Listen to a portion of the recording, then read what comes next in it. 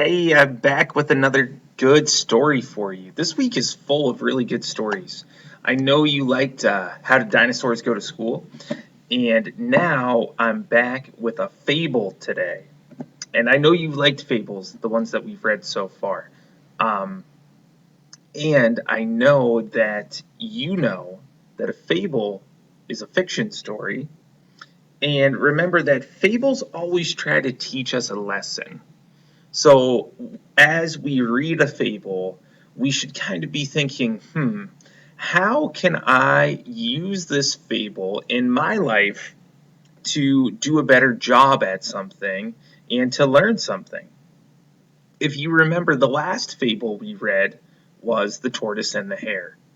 And in the story, The Tortoise and the Hare, we learned that sometimes you don't have to be the fastest um, to win the race, which means as long as you work hard and do your best, you're going to do a good job with the things that you do. And today's fable is going to teach a different lesson. So let me show it to you, and then we can jump into the fable, read it together, and I really do think you're going to like this one. So check this out. This fable is a very, very, very famous fable. It is called The Boy Who Cried Wolf. Some of you have maybe heard this fable before because it's so famous. Um, and that's really cool too. But you'll hear our version of it today. Now, I want you to think, okay, a fable is going to teach me a lesson. And then I also want you to remember that this week is all about rules and following rules. So I want you to think about that as we listen to our fable now. Take a few seconds to check out the illustration for the first part of the fable and think in your own mind what you see and what you think it means, and then we'll talk about it.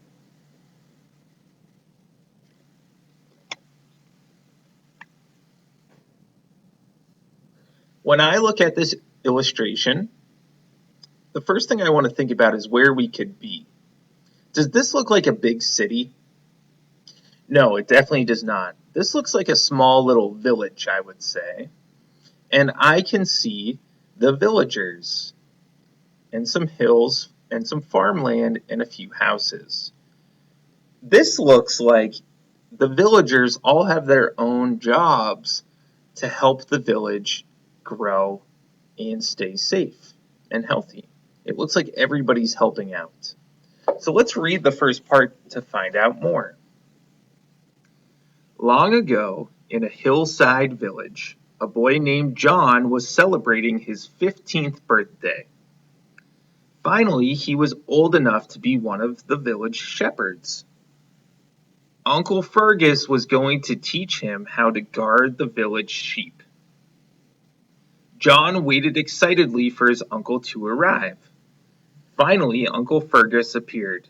"Hello," he said, smiling. "Are you ready to learn how to be a shepherd? The whole village is counting on you." So now we can go back into our picture and use what we just read to find out more. We now know that this is John right here. John just turned 15 years old, and he's going to learn how to be a shepherd. This is his Uncle Fergus, and Uncle Fergus is going to teach him how to be a shepherd. If you don't know what a shepherd is a person who herds sheep. Okay, so he's going to be working with sheep. And let's see what happens in part two. Check out the illustration first. You can see some sheep. You can see John all alone, and it looks like he might be yelling. Let's find out what's going on here.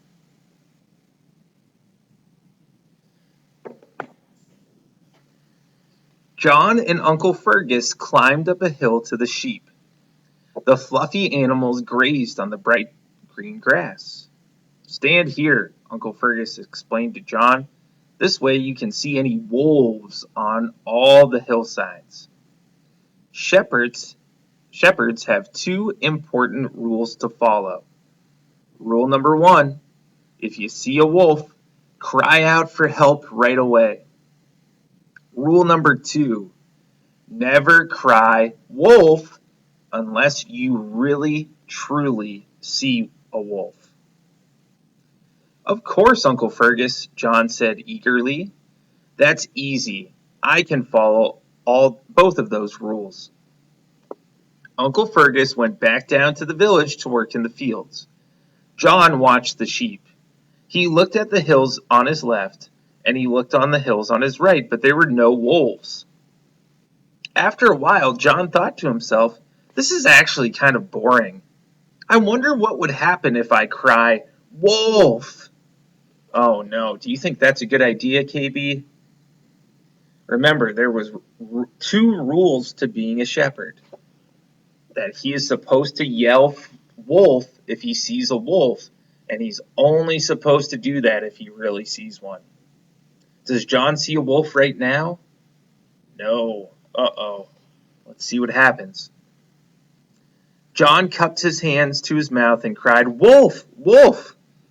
He looked down at the village. Right away, men and women came running. They rushed up the hill with Uncle Fergus carrying tools from their chores.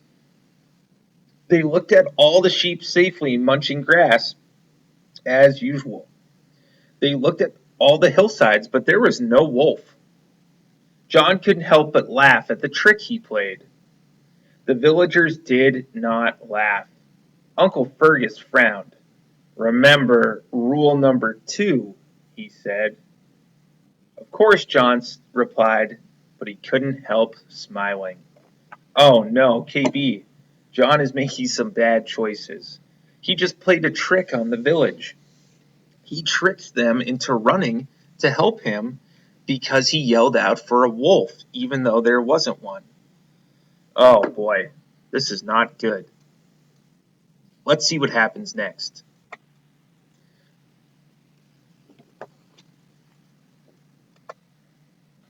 Okay, check out the picture for part 3. You can see Uncle Fergus, you can see John, and you can see two of the other villagers. Especially look at the two other villagers. Look at their faces. Look at John's face. I wonder what's happening here. Those two guys certainly do not look happy to me. Uncle Fergus and the villagers went back down the hill. John guarded the sheep. He looked at the hills on his left and he looked at the hills on his right, but there were no wolves in sight. John sighed. This is getting boring again. It was fun to see how fast everyone ran when I called them. I think I'll play my prank again. Oh no, John. John, what are you doing?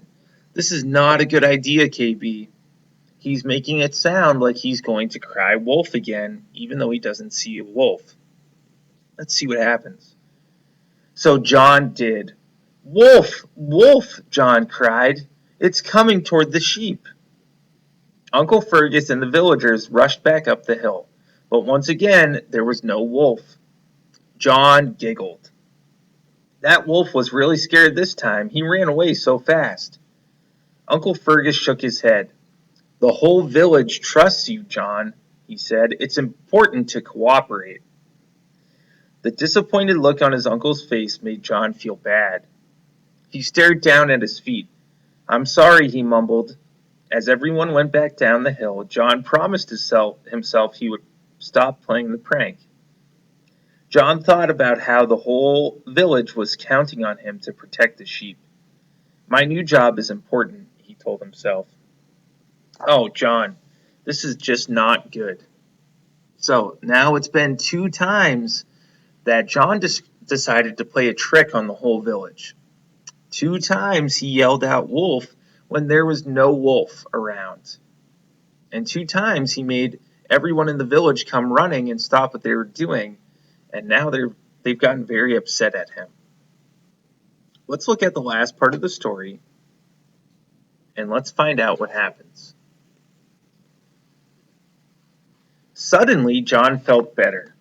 He looked at the hills on his left and the hills on his right, but still there was no. Wait, what was that? John saw a dark speck coming towards the sheep. It crept closer and closer. Oh no, John cried. It was a wolf, a real life wolf, and even though the wolf was still on the other hill, John knew it was hunting for the sheep. Wolf! John shouted. Frightened, the sheep ran in all directions. Wolf! Wolf! John yelled, but no one came to help. Okay, let's pause for a second. This is where we can start to learn our lesson in our story.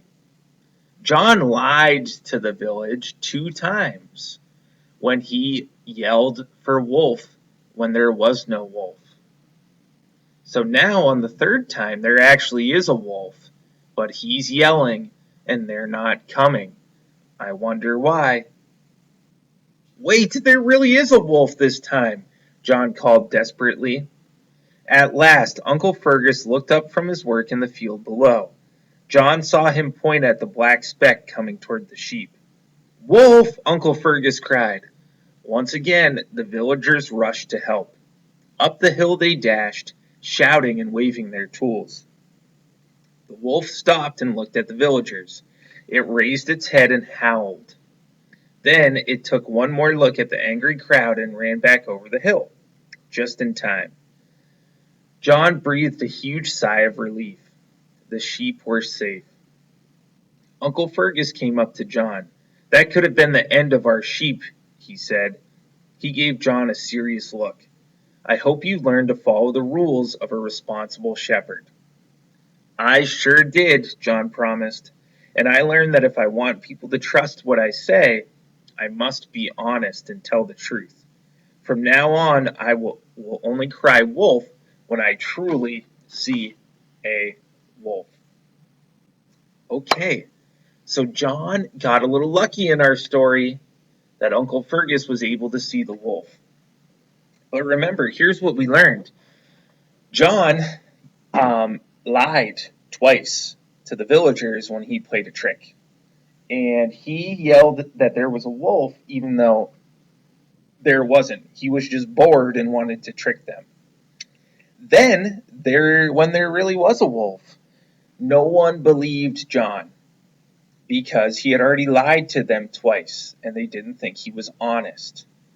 And that almost really hurt the sheep because nobody came running right away because they did not believe John. So, what we learn here is that if you tell lies, if you're not honest, people are going to stop believing you. Okay? People want to trust people who tell the truth. And if you don't tell the truth, well, people aren't going to believe you and they're not going to trust you. So it's important for us to be honest and always tell the truth, especially in serious situations where we're doing a job.